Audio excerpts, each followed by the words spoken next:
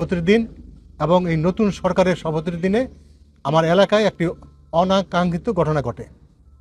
আমি যখন মাননীয় সংসদ সদস্যের শপথ গ্রহণ অনুষ্ঠানে ছিলাম, তখন আমাকে রূপগঞ্জ থানার এসআই শফিউদ্দিন সাহেব আমাকে ফোন করেন যে আপনার এলাকায় একটা ঘটনা ঘটছে, আপনি জানেন কি না।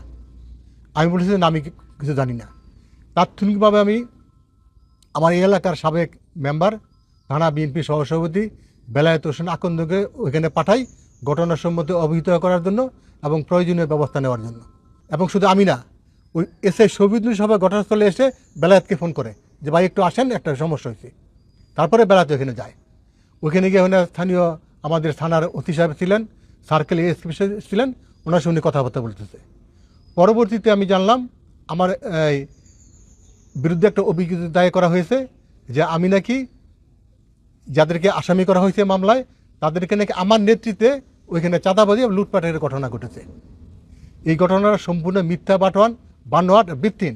এই ফ্যাক্টরিটার ব্যাপারে আমাকে এলাকাবাসী আগে বলেছে যে এখানে পরিবেশ দূষণ হচ্ছে ফ্যাক্টরির কারণে, ফসল ক্ষতি হচ্ছে, মাছ ক্ষতি হচ্ছে এবং গবাদি পশু মারা যাচ্ছে। এলাকাবাসীর দাবি ছিল দীর্ঘদিনের এই ফ্যাক্টরিটা বন্ধ করার জন্য।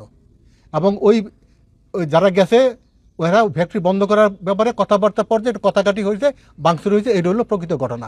কিন্তু এটাকে তারা ভিন্ন খাতে চাঁদাবাজির মামলা সাজিয়ে একটা মামলা করেছে, যেখানে আমাদেরকে আমাদের এলাকার লোক জড়িত করেছে। বিশেষ করে বেলায়েত থেকে আমি পাঠিয়েছি এবং আমার ভাই কাজলকে আসামি করা হয়েছে। কাজল তখন ওই মুহূর্তে মাননীয় আইনমন্ত্রীর বাসায় ছিলেন এবং তার লোকেশন আপনারা এটা চেক করবেন, সে কোথায় ছিল। প্রয়োজন বোধে আপনারা মাননীয় আইনমন্ত্রীকে ফোন করে বা জিজ্ঞেস করে জানতে পারবেন কাজল ওইখানে ছিল কিনা। তাকেও এখানে আসামি করা হয়েছে। অথচ কাজলকে কিন্তু ওই শফিউদ্দিন সাহেব ফোন করছে, বা একটু আসেন, গণ্ডগোল হয়েছে, ব্যাপারটা মীমাংসা করে যান।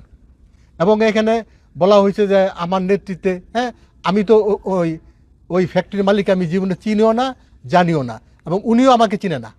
আমি ওই ফ্যাক্টরি কোথায় আছে এটাও আমি জানি না। ব্যাপারে দেখলাম বলেছে যে ওই মালিক বা ম্যানেজার আমাকে কয়েকবার এই ব্যাপারে কথা বলেছে। প্রশ্নই আসে না, ওরা কোনোদিন আমাকে ফোন করেনি।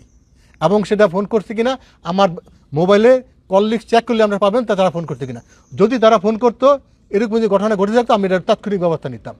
এই একটা ঘটনা আমার দলকে বিতর্কিত করার জন্য, ব্যক্তিগতভাবে আমাকে বিতর্কিত করার জন্য, সমাজের কাছে, দলের কাছে হেয় প্রতিপন্ন করার জন্য একটা কুচুকরি মহল এই ষড়যন্ত্র কাজ করছে।